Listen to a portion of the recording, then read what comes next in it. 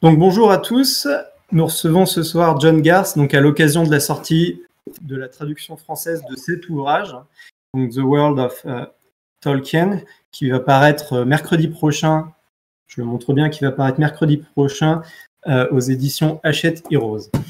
Donc avant de commencer, bonjour John. Bonjour. Merci d'avoir accepté cette interview. Donc vous êtes en ligne depuis les États-Unis.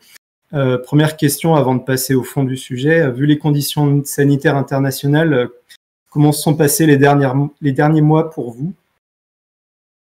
So the question is about your last months given the global sanitary conditions and last pandemic. So how, yeah. It has mostly been very normal for me because I spend my time mostly working alone at home, writing, researching, and editing. The big difference has been that, you know, new book being published, I should have been out there in bookshops, signing, giving talks, signing books, selling books, and that hasn't happened. Everything has been on Zoom or Discord or, you know. Dans l'ensemble, donc la situation était relativement normale puisque John passe la plupart de son temps plutôt à écrire, à être dans son bureau, à travailler chez lui. Du coup, la plus grande différence a été qu'avec la sortie de ce nouvel ouvrage, en temps normal, il aurait dû faire plusieurs tours des signatures, etc., des dédicaces et des conférences. Et tout ceci a eu lieu à travers Zoom ou Discord, du coup. Alors maintenant, pour commencer, donc je vais laisser la parole à Lucas qui va faire la première partie de cette interview. À toi, Lucas. Ouais, merci Vivien. Donc avant de commencer à parler de votre nouveau livre, pourriez-vous nous rappeler le sujet de vos deux ouvrages précédents, qui sont Tolkien et la Grande Guerre, publiés en français aux éditions Bourgois, et son complément, Tolkien at Exeter College, qui est toujours inédit en France. So could you first begin by explaining quickly the subject of your previous books, Tolkien and the Great War, and its complement to Tolkien and at Exeter College? I'm sorry, I'm translating at the same time and I'm a bit lost. That's fine. That's fine. Well, Tolkien and the Great War does exactly what the title says. It describes Tolkien's life from just before 1914 through until just after 1918. And it shows how, while he was an Oxford student and a soldier, he began to invent Middle-earth. And it focuses very closely on the construction, the very early construction of Middle-earth, and on the group of friends with whom Tolkien shared his writings, the TCBS, the Tea Club and Barovian Society. Du coup, pour Tolkien et la Grande Guerre, il s'agit d'un ouvrage qui est focalisé principalement sur le moment où Tolkien était étudiant à Oxford et où il a été soldat. C'était le moment où il a commencé à inventer la Terre du Milieu et l'ouvrage se focalise ainsi sur les premiers moments de la construction de la Terre du Milieu, avec le lien très fort que Tolkien avait avec ses amis et la façon dont il partageait ses premiers écrits déjà avec ses camarades du TCBS. So, one of the things that I aim to show is how what Tolkien was creating related to what he was experiencing, which I think is a very rich but quite a complex and nuanced subject. And that is that method of researching Tolkien's creativity in the context of his times is something that I have pursued since then. Pardon. Donc, L'objectif de l'ouvrage est ainsi de montrer que ce que Tolkien écrivait avait un rapport avec ce qu'il expérimentait, ce qu'il vivait dans sa vie. Il s'agit d'un sujet qui est donc complexe et à la fois nuancé et qui montre comment sa créativité c'est donc élaboré dans le contexte de son époque. Et c'est un sujet qui m'intéresse depuis cette époque, depuis que j'ai travaillé sur cet ouvrage. As for Tolkien at Exeter College, that covers the same period. It covers Tolkien's time as a student, so from 1911 through to 1915. And it talks again about the invention of Middle-earth. But because I wrote it 10 years later, or 11 years later than Tolkien in the Great War, there are some new insights in there. And also, there's a focus on him and his friends at Exeter College, Oxford, a focus that I was unable to give them in Tolkien and the Great War because the focus there was more on his friends from school in Birmingham, the TCBS. En ce qui concerne Tolkien à l'Exeter College, c'est un ouvrage qui se concentre sur la même période, donc 1911-1915, où Tolkien était étudiant à Oxford. Simplement, l'ouvrage ayant été écrit une dizaine d'années plus tard, il a permis de nouvelles approches et quelques nouvelles informations. Et il est particulièrement focalisé sur Tolkien et ses amis à Exeter College, à Oxford, ce qui est un aspect que je n'avais pas pu donc développer dans Tolkien et la Grande Guerre, puisque à ce moment-là, c'était plutôt la relation avec ses amis de lycée qui avait été développée. And if you want to read this book, you have to order it from my website. Et tout particulièrement, cet ouvrage est uniquement commandable sur mon propre site web en ligne. D'accord. Très bien. Intéressons-nous maintenant à votre nouvel ouvrage, Les mondes de J.R.R. Tolkien, les lieux qui ont inspiré la Terre du Milieu. Pouvez-vous nous expliquer comment est née l'idée d'écrire un livre sur les lieux qui ont inspiré Tolkien? So now about your new book. How did the idea of writing this book about the places that inspired Tolkien came about? It was not my idea. I used to work for the Evening Standard, London's daily newspaper. And one of my former colleagues suggested the idea to me. And she suggested it because she now writes very beautiful books about gardens, about English gardens. And they are published by a publisher called Francis Lincoln. And she told me, I think Francis Lincoln would love a book about places that inspired Tolkien, a book with lots of beautiful photographs and lots about England, right? So quite a commercial proposition. You said you used to work at the Evening Standard, right? I worked at the Evening Standard until I was there from about 1994 for 13 years. Okay. Ok, donc je travaillais il y a quelques années dans un journal appelé l'Evening Standard, et à cette époque, une ancienne collègue à moi m'a suggéré l'idée, tout simplement. Donc l'idée est venue d'une suggestion pour écrire cet ouvrage. Aujourd'hui, elle est auteure de plusieurs ouvrages sur des jardins anglais, et elle m'a donc conseillé, ou elle est publiée chez un éditeur après Francis Lincoln, qui m'a signalé son intérêt pour un ouvrage de ce type. Donc il s'agit bien d'une proposition commerciale au départ pour lancer un ouvrage qui traiterait des paysages tolkieniens en Angleterre, en quelque sorte. But there's another element here, is that I was already writing a book about Tolkien and his creative life in the context of the conflicts of the 20th century, right? And my research there kept leading me down paths about places that inspired Tolkien, and I found this very interesting. So eventually I realized that material wasn't going to fit very well into the book about Tolkien and the conflicts of the 20th century. It really deserved some space of its own. And therefore, my friend's suggestion struck me as a really good idea.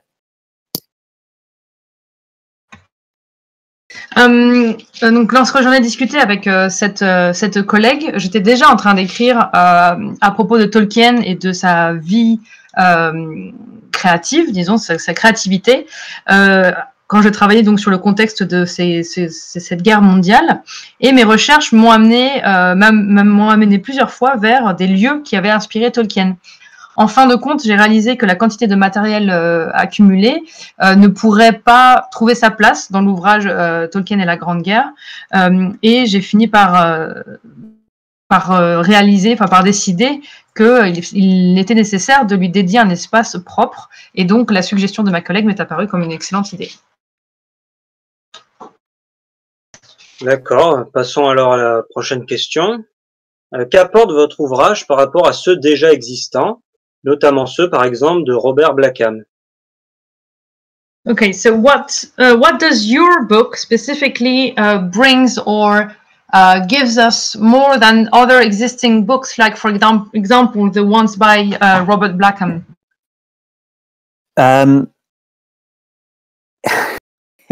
It brings analysis, and it brings ideas about how creativity works. This is something that particularly interests me. I am interested in Robert Blackham's books. I find them entertaining. They're visually helpful because he has lots of photographs of places that Tolkien knew. I think some of his ideas, some of his insights are very good. I think some of them are not very good. I want to look at the whole of Tolkien's creative life and understand how it worked.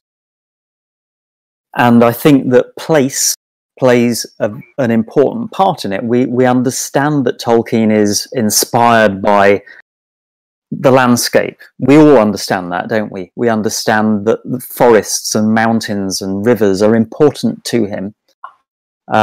So I want to write about that and why they matter to him, as well as writing about specific mountains, for example, that inspired specific mountains in Middle-earth. Is that clear? It is. It's just a lot to translate and unravel. I'm sorry.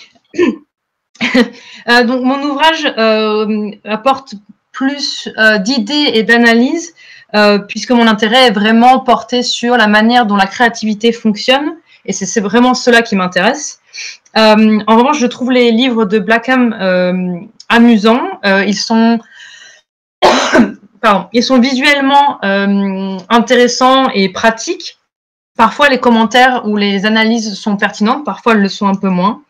Dans tous les cas, mon intérêt, ma focalisation dans mon ouvrage était vraiment sur la créativité de Tolkien, la façon dont sa création fonctionne, et le rôle important que tiennent les lieux dans sa créativité. Nous comprenons tous l'importance des lieux chez Tolkien, les montagnes, les rivières, les forêts. Et donc j'ai souhaité écrire à propos de ce qui importait à Tolkien, et du coup aussi sur les lieux spécifiques qui avaient inspiré les lieux imaginaires. So, I do not consider that a place is simply a spot on the map or a building, for example. Places have value. We bring value to them. They mean certain things to us. They have certain cultural history attached to them. And places also include, of course, entire cultures. So Tolkien was inspired, for example, by the language and literature of the North. So I included a whole chapter about Tolkien's influences from different cultures at the 4 points of the compass. and that kind of thing is well outside what other books on places that inspired Tolkien would deal with.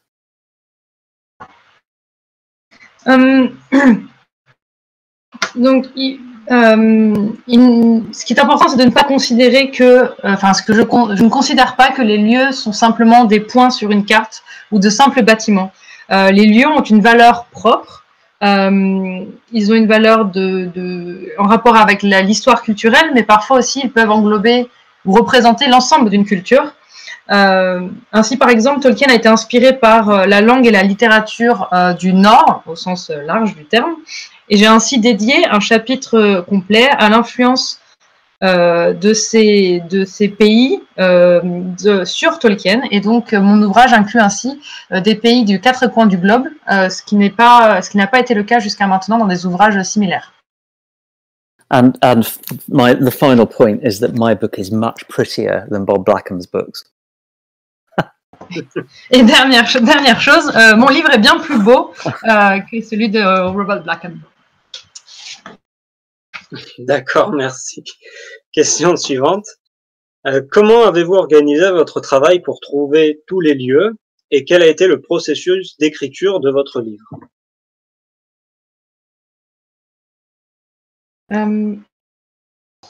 So how did you organize your work to discover all these places, and how did the writing process develop from there? Well, I have two skills that I've developed over the years, aside from just writing, two different research skills.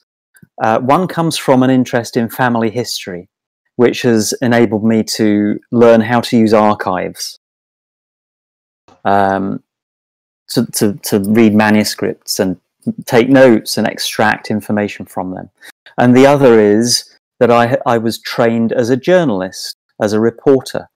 So I know how to ask the right questions, whether I'm talking to a person or examining a situation. I look for the gaps in the information and I try to answer all the questions I can. So that's the start of it.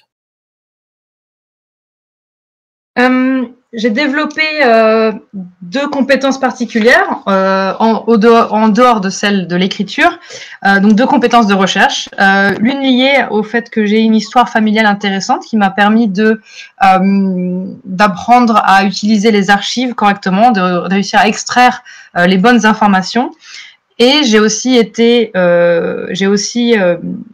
un cursus une formation de reporter, de journaliste, qui me permet de poser les bonnes questions, que ce soit à des personnes ou à des situations, pour reconnaître où sont les manquements dans l'information et ensuite répondre à toutes les questions que j'ai posées au départ. Sometimes I have visited places that I write about. I have visited Oxford. I've lived in Oxford. I visited the Somme battlefield near Albert when I was researching Tolkien in the Great War. I visited Yorkshire in the north of England, also when I was researching Tolkien in the Great War, and there I identified the wood where Edith Tolkien danced for her husband in 1917, which inspired the story of Beren and Luthien. J'ai pu visiter par moment, certains lieux qui sont dans mon ouvrage. Alors déjà Oxford, où j'ai moi-même habité, mais j'ai aussi pu visiter le champ de bataille de la bataille de la Somme près de Albert en France, lorsque j'écrivais mon livre Tolkien et la Grande Guerre. J'ai aussi eu l'occasion d'aller et de visiter le Yorkshire, aussi lorsque je travaillais sur Tolkien et la Grande Guerre. Un endroit où j'ai pu ainsi identifier le bois, la forêt dans laquelle Edith a dansé pour son mari en 1917, un moment que nous savons tous avoir inspiré l'histoire de Beren et Luthien dans le légendaire de la Terre du Milieu. So on that trip, I acted like a journalist. I knocked on doors and I talked to people, and eventually I found a local naturalist, an expert on the wildlife of the area, and he explained to me that this particular wood was where you would see a flower which is called cow parsley. Persil de vache. I don't know what the French name is for it, but which Tolkien calls hemlock. So whenever he talks about that dance that Luthien Tinuville makes, she is dancing among the hemlocks, and that's how I identified that wood. En l'occurrence, lors de ce voyage dans le Yorkshire, j'ai vraiment effectué un travail de journaliste, puisque j'ai sonné à des portes, j'ai toqué à des portes, j'ai parlé à des gens, et jusqu'à tomber sur un naturaliste, un naturaliste local, quelqu'un qui était expert dans la nature locale, et cet homme m'a dirigé vers un bois particulier dans lequel pousse. Alors, du coup, le cow parsley, c'est effectivement du persil de vache. Alors, je n'ai pas de traduction. Mais c'est un terme que Tolkien n'utilise pas. Il utilise le terme de hemlock. Mais simplement, donc, l'identification de cette plante, de cette fleur, a permis d'identifier la forêt dans laquelle Edith avait dansé pour Tolkien. But much of the research for this book was actually done from my desk. Using books that I own, I have a good reference library, and using the internet. So particularly looking at contemporary newspaper reports, contemporary maps, to understand what the world seemed like to Tolkien at the time. And I made some good discoveries that way.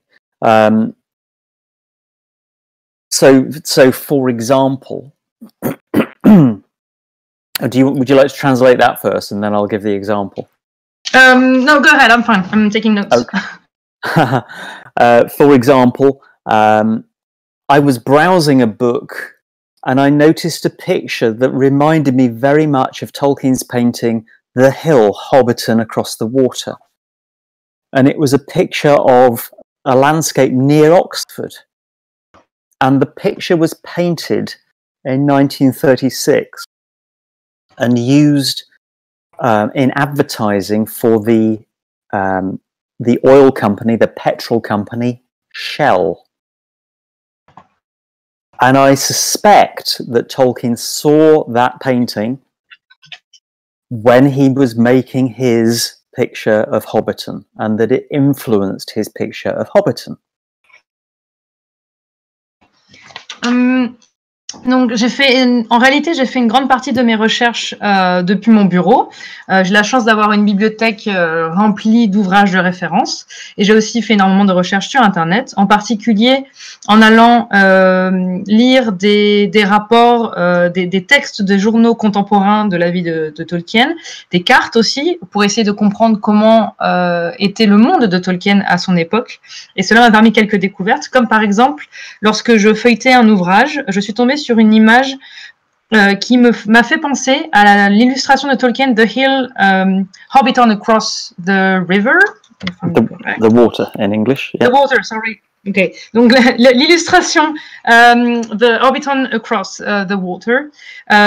Et cette photo avait été prise en 1936 près d'Oxford. Et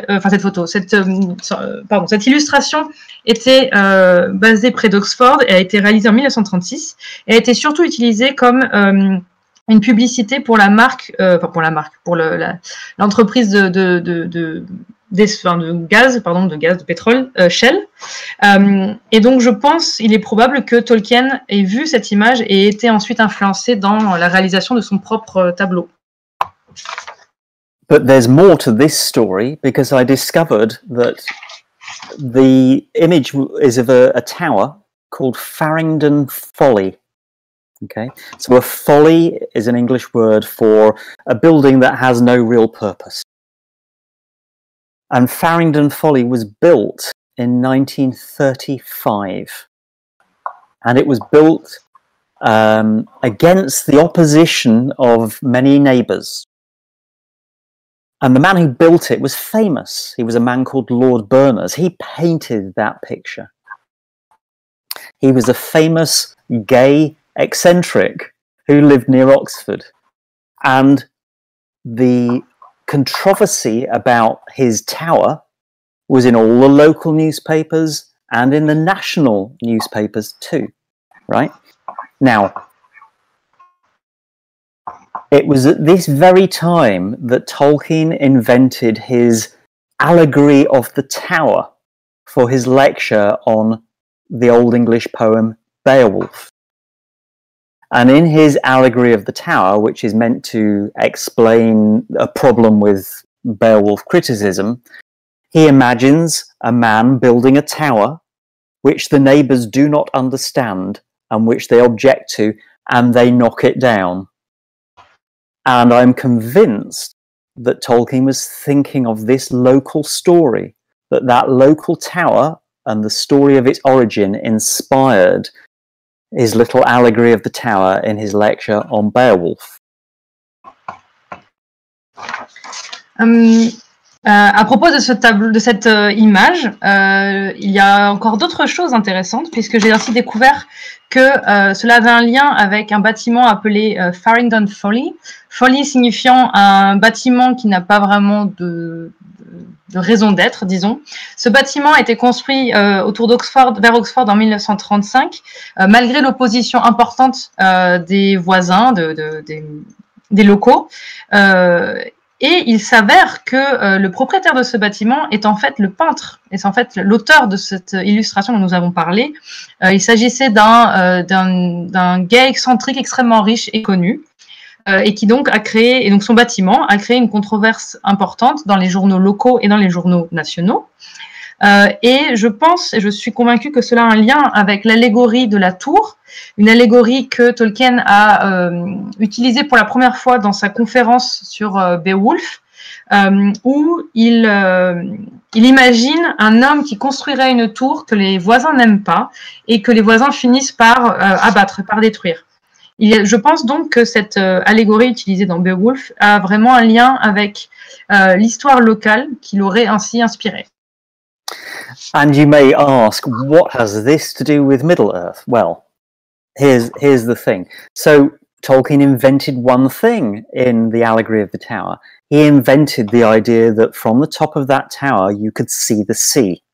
You cannot see the sea from the top of Farringdon Folly, okay? And it's possible to see that Tolkien then took the allegorical tower out of his Beowulf lecture and planted it on the Tower Hills west of the Shire, where it becomes one of the elf towers from which you can see the sea. And in The Lord of the Rings, we also have the neighbours who do not understand the tower. And those neighbours are the hobbits of the Shire.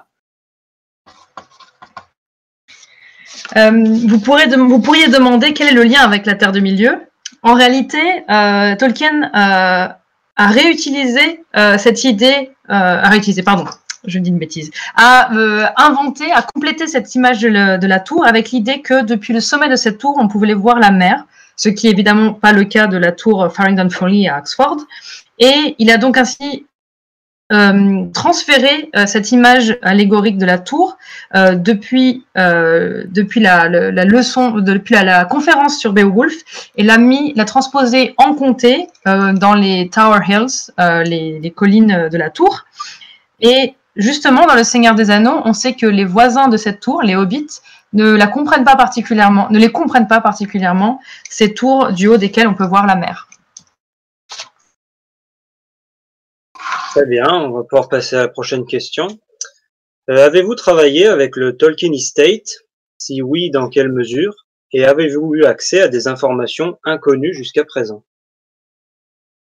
Have you worked with the Tolkien Estate? And if yes, to what extent? Did you get access to unknown information until now? I got access to quite a lot of information for Tolkien and the Great War. So for that book, I was allowed to look at the papers that Tolkien had collected to do with his military service. And I was allowed to look at the letters between the members of the TCBS, which he kept. And that was a tremendous privilege, especially those letters. It was very moving to read those letters. And I think it transformed my book, Tolkien and the Great War. Later, the estate allowed me to look at papers to do with Tolkien's time at Exeter College, Oxford, for my book, Tolkien at Exeter College. For this book, I didn't need the estate very much, but they did give me some information about Tolkien's time in Cornwall in the summer of 1914, which is very important. And Christopher Tolkien answered some of my questions as far as he could, bearing in mind he was very elderly. For example, I argue that Tolkien was very influenced by a book called In Northern Mist by the Norwegian explorer Fridtjof Nansen. And Christopher Tolkien was able to tell me the date that his father wrote in his copy of that book, which was, I think, 1920. So Tolkien owned that book quite early on.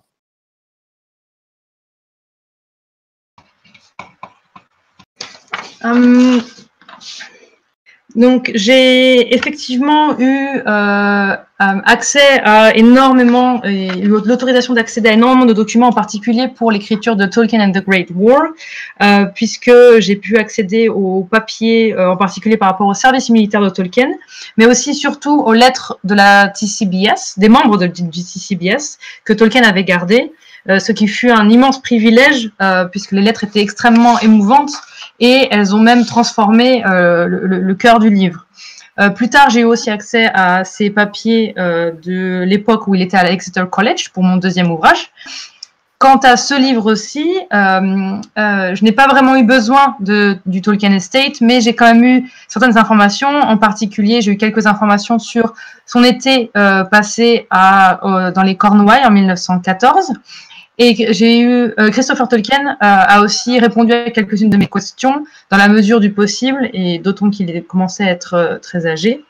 Ainsi, par exemple, j'argumente sur le fait que Tolkien a été influencé par un ouvrage d'un auteur norvégien qui s'appelait In Northern Mist. L'ouvrage s'appelle In Northern Mist. Et Christopher Tolkien a pu me donner la date à laquelle Tolkien a pris des notes dans l'exemplaire de son ouvrage, un ouvrage qu'il avait dans sa bibliothèque depuis 1920. It was one of the last letters that I had from Christopher Tolkien, and he said that he had to send his son Adam up into the attic to find the book. C'est d'ailleurs une des dernières lettres de Christopher Tolkien que j'ai reçues avant son décès, où il m'expliquait qu'il avait dû envoyer son fils Adam dans le grenier à la recherche du livre. Très bien, merci. Donc, avant de continuer avec les prochaines questions, je vais vous lire un court extrait du livre. Laura, est-ce que tu peux juste dire à John Gars qu'on va faire ce petit extrait? Okay, so we're just going to read an extract from the book and then we resume the questions. Okay, I'm going to take a very short break while you do that, if that's all right. Okay? Okay, no problem. Okay, you carry on.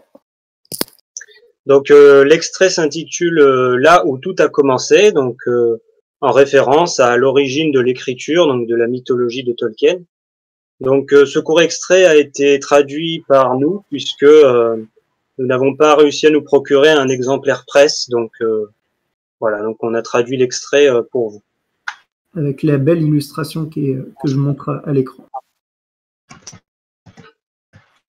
Donc, là où tout a commencé. Tolkien désignait sa mythologie comme une tentative de faire jaillir à nouveau une ancienne lumière dans ce monde. Judicieusement, cela commença à la ferme Phoenix, du nom de l'oiseau mythique qui renaît de ses cendres. C'était la maison de sa tante, Jane Neave, à Gedling, dans le Nottinghamshire, où il écrivit Le voyage d'Earendel, l'étoile du soir, le 24 septembre 1914. Les alentours de Gedling semblent évoqués dans le nom du héros d'une histoire écrite 3 décennies plus tard. Les archives du Notion Club, qui parlent d'un cercle littéraire similaire aux Inklings, décrit étroitement l'inspiration littéraire et linguistique du poème sur Tolkien. L'un des membres du club, Laudham, se souvient avoir vu pour la première fois le nom Earendel dans les vers du poème vieil anglais Christ. Voir les mots lui donna une curieuse excitation, comme si quelque chose en moi avait frémi, s'était à demi éveillé d'un long sommeil. Évidemment, il décrit là le propre souvenir de Tolkien. Et son nom est important, car Laudham est aussi le nom d'un village situé à quelques plaisantes heures de marche de Gedling. Donc voilà pour l'extrait.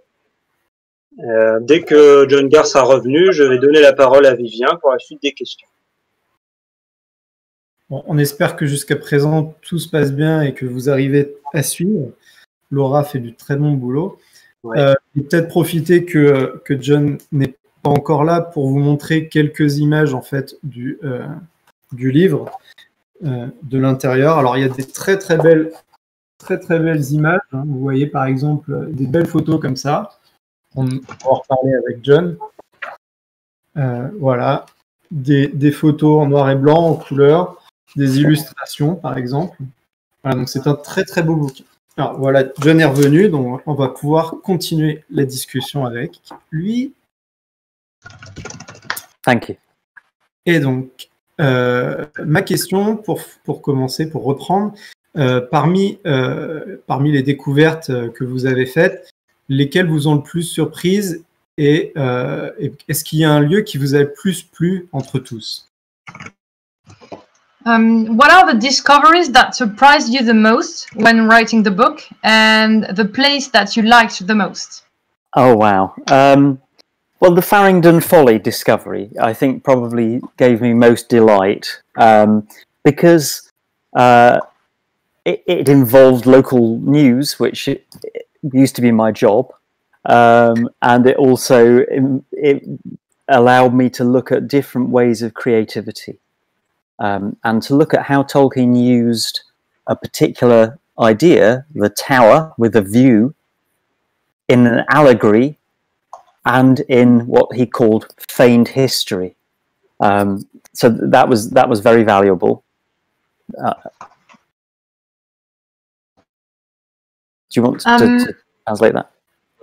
Yeah. Donc la découverte qui va peut-être été la plus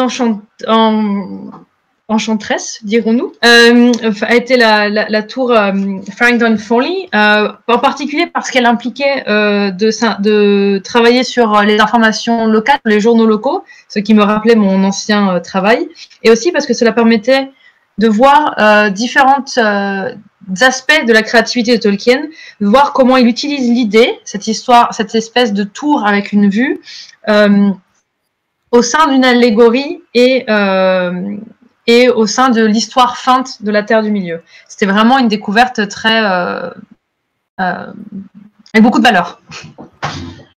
I was delighted to realize that when Tolkien was in Cornwall on a summer holiday in 1914,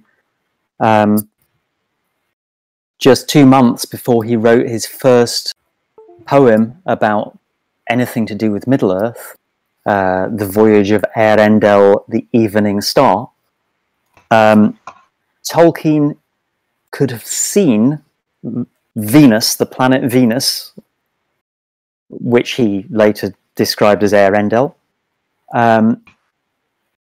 due west over the sea from the cliffs of England in the early evenings. And I think that was probably part of the inspiration for his poem and therefore for the whole mythology.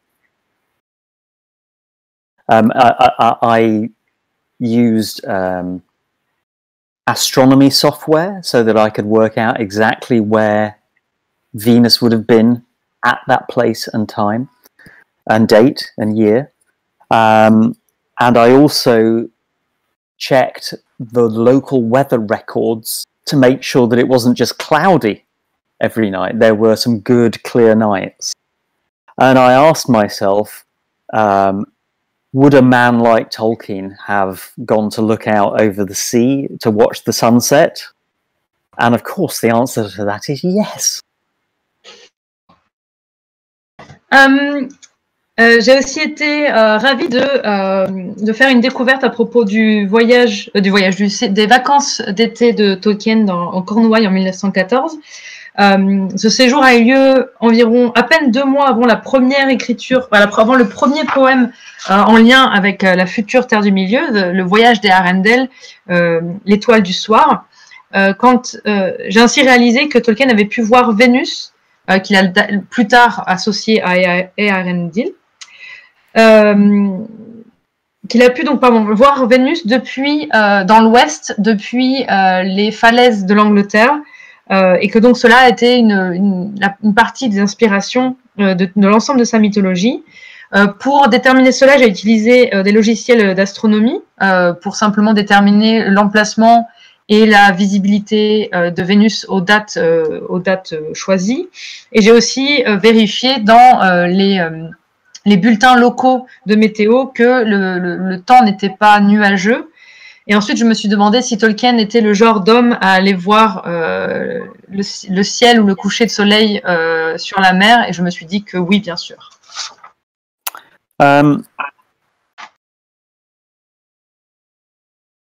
And then there's another example from the west of Britain. I traced Tolkien's idea of the elves and its association with the west of Britain. So very early on in his mythology, at the era of the Book of Lost Tales, when he was a young writer, he identified the lonely isle of the elves with Britain. And he, and then a little later, still in that phase, he identified the west of Britain, particularly with the elves. This is where he imagined the elves would sail west from. I then traced through the writing of the Silmarillion in the 1920s and the 1930s to how Tolkien imagined Beren and Luthien living in the land of the dead that live after they have been returned to life. And Tolkien locates the land of the dead that live next to the Blue Mountains, so on the east of the map of Beleriand and the Silmarillion. Now, of course, that means that when we look at the map of the Lord of the Rings, the Blue Mountains are on the very west. And that led me to this realization, that if you overlay the map of Eriador on the map of Britain, if you ignore the scale, because the scale is wrong, the river Plune matches the river Severn very closely, and the lands west of the river Hlun, the elvish lands of Lindon, the land of Song, very closely match the Celtic lands of Britain, including Wales, the land of Song, as it's often called. And incidentally, that means that the Grey Havens is more or less at the town of Clevedon, where Tolkien and Edith had their honeymoon.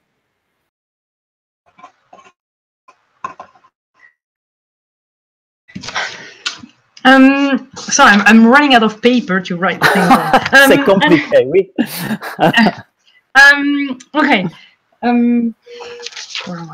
Donc, un autre exemple que j'ai pu découvrir a été de proposer un lien, de retrouver un lien, entre les elfes et l'ouest de la Grande-Bretagne. Lorsque Tolkien écrivait les contes perdu en tant que jeune auteur. Il a véritablement identifié l'île alors solitaire en français, je ne sais plus, The Lonely Isle, avec la Grande-Bretagne. Et plus tard, quand il parle des elfes qui prennent la mer vers l'ouest, et quand il écrit aussi le Silmarillion dans les années 30, Tolkien a imaginé que Beren et Lúthien, de retour du pays des morts, allaient vivre dans le pays des morts qui vivent. Alors, je n'ai pas la traduction exacte en français en tête. Ok. Et donc, on constate que ce pays où sont retournés vivre Beren et Lúthien après leur retour de Mandos est à peu près au niveau des montagnes bleues, c'est-à-dire dans l'est du Beleriand. Or, si l'on fait le rapprochement avec la carte du Seigneur des Anneaux, il s'agit donc de l'ouest de la carte de la Terre du Milieu dans le Seigneur des Anneaux, et si l'on superpose la carte de l'Eriador et de la Grande-Bretagne en faisant fi de toute question d'échelle, puisque les échelles ne sont pas bonnes, on reconnaît alors que la rivière Severn en Grande-Bretagne correspond à la rivière Flew de la Terre du Milieu, je ne connais pas la traduction, et que la région du Lindon correspond aux terres celtiques de Grande-Bretagne, incluant d'ailleurs le pays de Galles, qui est souvent surnommé le pays de la chanson. Et de même, tout particulièrement, on peut constater qu'on peut déduire ou observer que les havres gris correspondraient à l'emplacement de la ville de Clifton, qui est là où Tolkien et Edith avaient eu leur lune de miel. And one last example, when Tolkien was inventing his story of Numenor, a dystopia, I think it's clear that he was influenced by his anger and disgust about what was happening politically in Europe, in Russia, the Soviet Union, in Nazi Germany. And the Temple of Sauron, with its vast dome and enormous measurements, seems to have been invented at the time when he would have been reading about plans for the Nazi Volkshalle in Berlin, which was planned by Hitler's architect, Albert Speer. That's not this one, but this one here. Un dernier exemple à propos de Tolkien, quand il était en train d'inventer Numénor, cette dystopie de Numénor, au moment donné où Sauron y était, je pense qu'il a été influencé par la colère et le dégoût face aux événements politiques de l'époque, donc en particulier l'URSS et l'Allemagne nazie à ce moment-là, en particulier avec l'exemple du temple de Sauron, dôme du temple de Sauron et les dimensions absolument gigantesques de ce bâtiment. Pour moi, il a pu s'inspirer, cela est lié au bâtiment que Hitler était en train de faire construire. He was building it, the Volkshalle. Donc, le bâtiment il était en train de construire, qui s'appelait le Volkshalle et qui était dans dimension. They never built it. It was a plan. Okay. Il avait prévu de construire. Très bien. C'est bon. Alors, question suivante, du coup, à l'inverse, est-ce que vous avez pu tordre le cou à certaines croyances bien ancrées, comme on voit fleurir sur Internet avec vos recherches? So, on the contrary, did you manage to debunk some beliefs that are linked to alleged inspirations that are circulating on the web? Yes. So I didn't want to make this book into a negative book where I attack lots of people's claims for particular places. But I did. I have an appendix where I talk about 2 points, and one of them is the idea that Tolkien was hugely inspired by an archaeological excavation at a Roman temple called Lydney in Gloucestershire, England. I show that Tolkien's connection with that excavation, it was true, but it was very minor.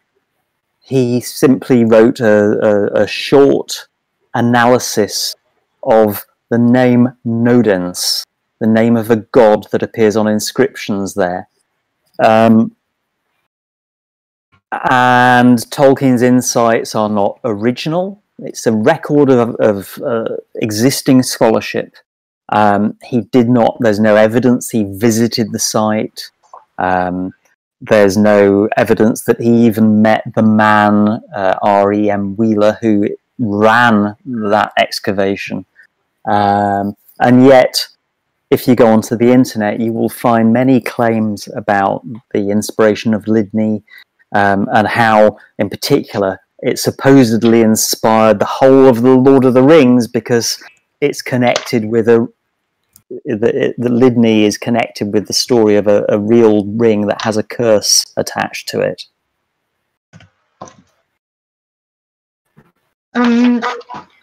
Donc je n'ai pas voulu faire de ce livre un ouvrage négatif qui attaquerait des théories diverses et variées à propos des lieux qui ont inspiré Tolkien. En revanche, j'ai écrit donc un appendice, des appendices à la fin de l'ouvrage, dont l'un des deux se focalise sur la connexion existante entre Tolkien et une excavation d'un temple romain dans le Gloucestershire à Lydney. Donc la connexion de Tolkien avec ce lieu archéologique est bien réelle, mais elle a été extrapolée exagérée suite à l'écriture de son texte On the Name Nodens. Nodens étant le nom d'un dieu qui était inscrit dans le temple. Et en l'occurrence, cet article ou ce texte académique ne proposait pas de nouvelles analyses, mais utilisait simplement la recherche déjà existante. Et il n'y a pas de preuve que Tolkien ait jamais visité les lieux ou qu'il ait rencontré la personne qui s'occupait de ces excavations, de ces recherches. Et pourtant, il y a énormément d'affirmation que cette excavation et ce site auraient inspiré voire même l'ensemble du Seigneur des Anneaux, puisqu'il y a une histoire de malédiction et d'anneaux liés à ce temple romain. Alors, j'en arrive à ma dernière question, Alors avant de la poser, je vais juste dire au public que c'est le moment que vous posiez vos questions, juste après la mienne. On va faire une petite session de questions du public. Je vous propose de l'écrire dans le channel événement, votre question, et puis on en choisira 4 ou 5 auxquelles John répondra. Voilà, alors John, ma dernière question, qui est sur les illustrations et les photos. On voit que votre livre est très superbement illustré. Comment s'est passée cette partie picturale de votre travail, le choix des illustrations? So to conclude, our last question is about the illustrations and the pictures you have in the book, because it's a lavishly illustrated book with many pictures and illustrations. So how did this part of the job go? And yes, how did you organize this part of your book and your job in the book? Well, I had never done this before, so Tolkien and the Great War is not a heavily illustrated book, and even Tolkien at Exeter College, which has many illustrations, is not like this one. The publisher asked me for a list of things in each chapter that might be that might provide illustrations, images. And I did that very carefully, and they sent their picture researcher to find images, and they sent me the list of images, and I said, no. In many cases, I thought that better images should be found. Then they designed the pages, and they put down images that, we thought might work. And I looked at it, and some of it was good, some of it was bad. And so we worked really together, side by side, to improve the relevance of the pictures, the quality of the pictures. And this took a lot of time, but it was very, very satisfying.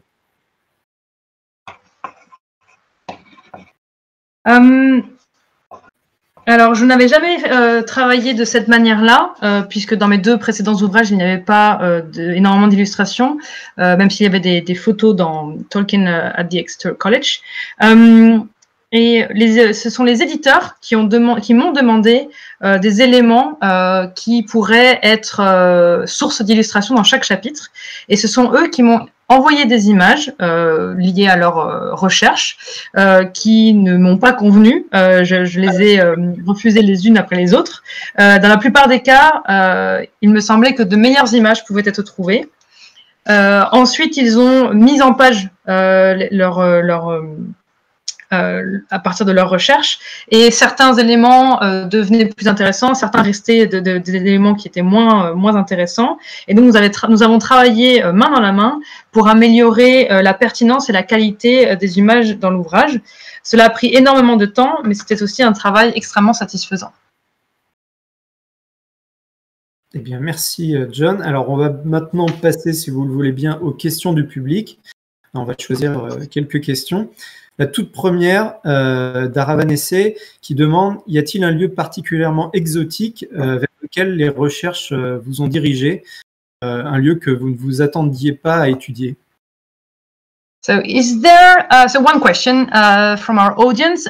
Is there a specifically exotic place to which your research led you that you hadn't expected?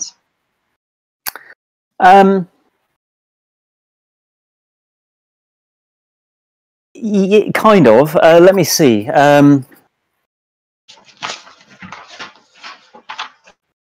Well, one of them is just the idea of the legendary idea of a fortunate land, a happy land over the sea or somewhere around the world. It's always somewhere in the extreme north, the extreme east, the extreme south, the extreme west.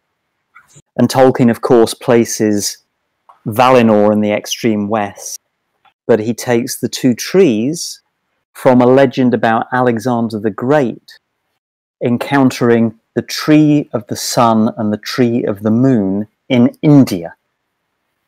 So that's obviously a very exotic place, and Tolkien transfers it to the far west so that he can make it a mythology of the west of Europe.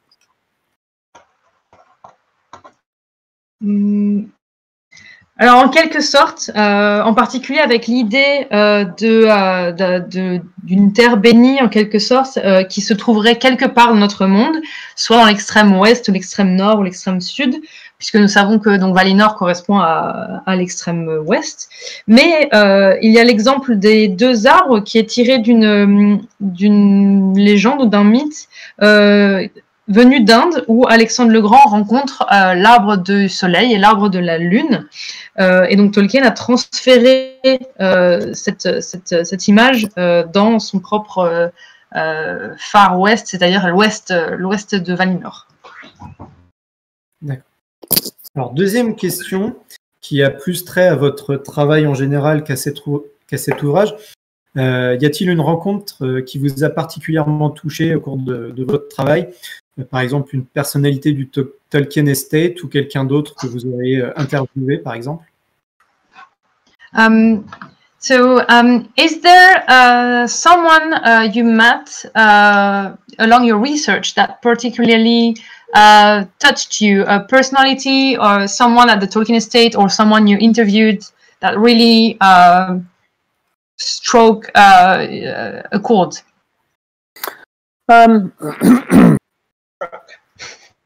Well, it's always great to have contact with other researchers in particular, but also people who have new material or memories of Tolkien. It was good to hear a little from Christopher Tolkien about his father. For example, he confirmed that his father, of course, knew the poem Hiawatha by Longfellow, which I have argued is an influence on quite a few things in Middle-earth, including the death of Smaug the dragon. And another example would be a lady called Jenny Paxman, who has inherited the papers of someone who went on the 1911 Swiss walking tour with Tolkien. So she has photographs, she has a memoir that he, not Tolkien, but this other traveller, wrote of that journey. And that was tremendously useful. Alors, en particulier, j'ai eu des contacts extrêmement intéressants avec d'autres chercheurs, des discussions toujours enrichissantes, mais c'était aussi intéressant de récupérer de nouveaux matériaux, de nouvelles informations sur Tolkien. C'était aussi une belle expérience de voir de nouveau des nouvelles de Christopher Tolkien, en particulier le fait qu'il me confirme l'influence du poème dont je ne m'attrape... Sorry? Hiawatha. Yes.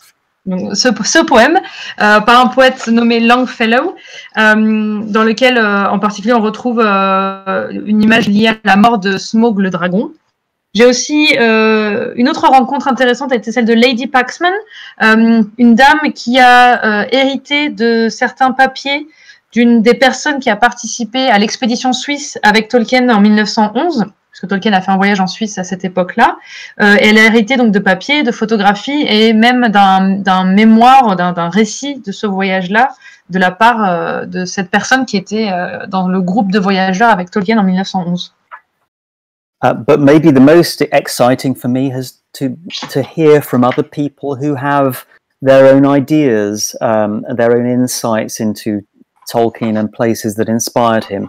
So a lot of my material about the Swiss journey is based on the thoughts of Denis Bridoux of the British Tolkien Society, and let me see, there are many people to mention really, but of course my memory's gone now. One great idea came from Peter Gilliver, who works for the Oxford English Dictionary, and has shown how Tolkien was probably inspired in the creation of his creation myth, The Music of the Ainur, by a translation from ancient Mesopotamian cuneiform tablets. Donc, ce qui était le plus chouette était d'avoir des idées des gens, d'avoir des réflexions, des contacts avec des gens qui me proposaient des idées et leurs réflexions sur les lieux d'inspiration. Et en particulier, j'ai l'exemple des réflexions de Denis Bridoux de la Tolkien Society sur le voyage de Tolkien en Suisse. Mais il y a énormément de gens à mentionner, évidemment leur nom ne me revient pas à l'instant, mais je pense aussi par exemple à Peter Gilliver qui travaille à l'Oxford English Dictionary, qui m'a montré comment Tolkien a pu être inspiré dans sa création de la musique des Ainur, a pu être donc influencé par, ou inspiré, par la traduction d'inscriptions de tablettes mésopotamiennes. And I spoke to people whose expertise is in geology, in archaeology, and so on. And these are very enriching conversations. J'ai donc eu des conversations extrêmement enrichissantes avec des gens dont les domaines d'expertise étaient très différents, allant de la géologie à l'archéologie, par exemple. D'accord. Alors, avant-dernière question de Marie Bretagnol. Demande, est-ce que les lieux étudiés dans votre livre concernent principalement les écrits de Tolkien ou bien est-ce que vous envisagez aussi des lieux qui ont inspiré les œuvres graphiques? So have you are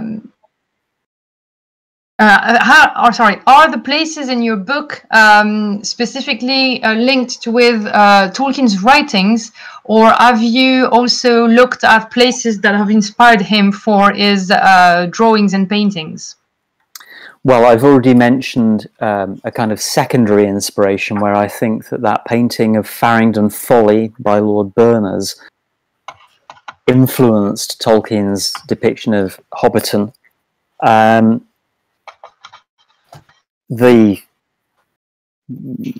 You've already seen the photograph inside of the Valley of Lauterbrunnen in Switzerland, which quite clearly is an inspiration for Tolkien's drawings of Rivendell. I would say that that kind of inspiration is in the minority, and that mostly I'm talking about Tolkien's ideas, the ideas that come from places he's visited and go into the written word. And there are two reasons for that focus. One is that I was unable to travel widely to visit all the places that Tolkien visited while writing this book, a purely practical problem of time and money. And the second reason is that I believe there's a problem when you go to visit a place that you know Tolkien visited, or that you don't know Tolkien visited, but you're overwhelmed by the beauty of it or the ugliness of it, and you think, Tolkien must have been inspired by this. I can feel it, right? I don't think that's a very scientific way of assessing the likelihood of someone being inspired by something. And I think that kind of thinking has led to a great deal of error in claims about places that inspired Tolkien.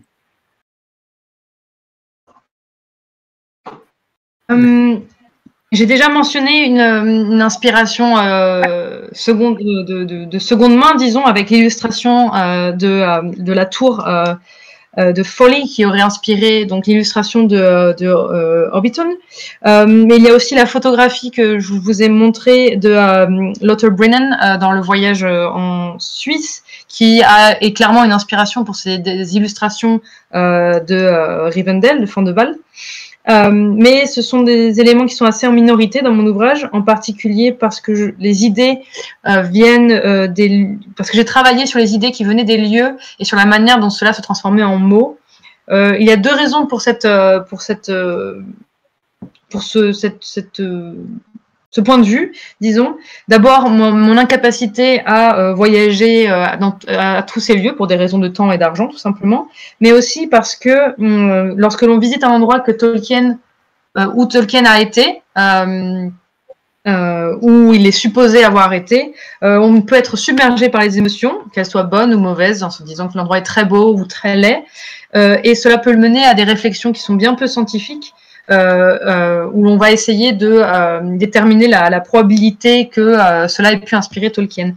Et je pense que ces émotions ou ces réactions amènent ensuite des erreurs dans les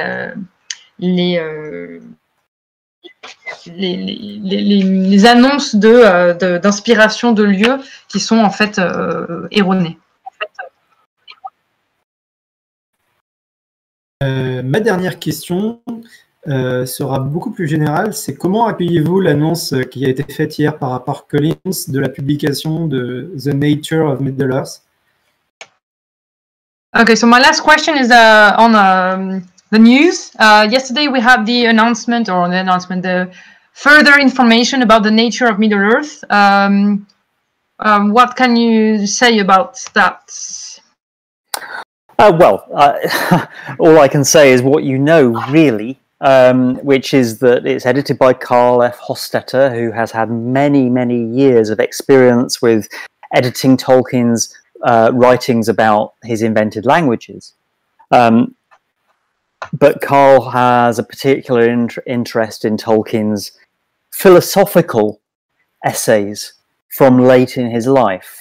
So the kinds of things that are mentioned in volume 10 of the History of Middle-earth, Morgoth's Ring, essays about immortality and mortality, for example, essays about the nature of evil, essays about the origin of orcs,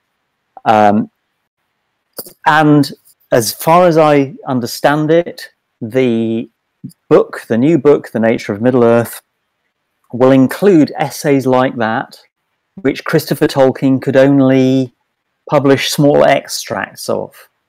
The reason Christopher Tolkien only published small extracts of is because his focus was always on the development of the Middle-earth story. And these philosophical essays are really, they go deep beneath the story. So, and I also presume that because it's Carl Hostetter editing the book, he will have included quite a bit of material relating to Elvish and Tolkien's other invented languages. So I'm really looking forward to it.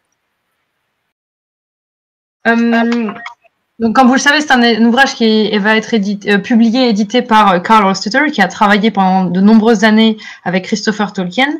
Carl est donc intéressé en particulier par les essais philosophiques, en particulier par les essais que Tolkien a écrits tard dans sa vie.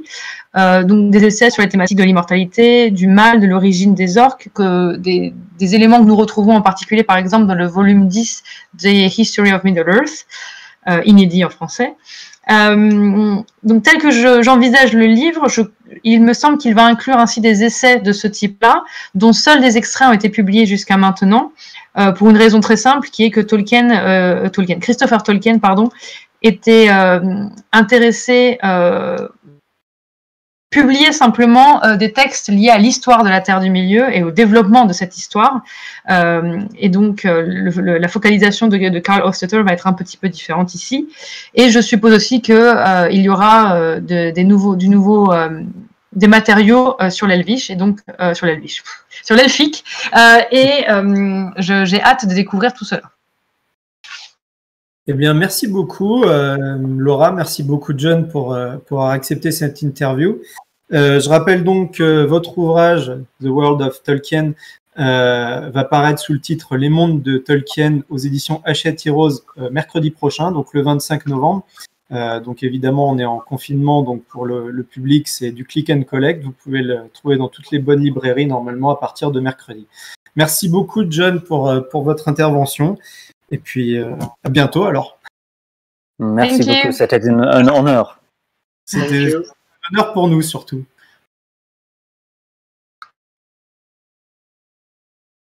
Au revoir. Au revoir.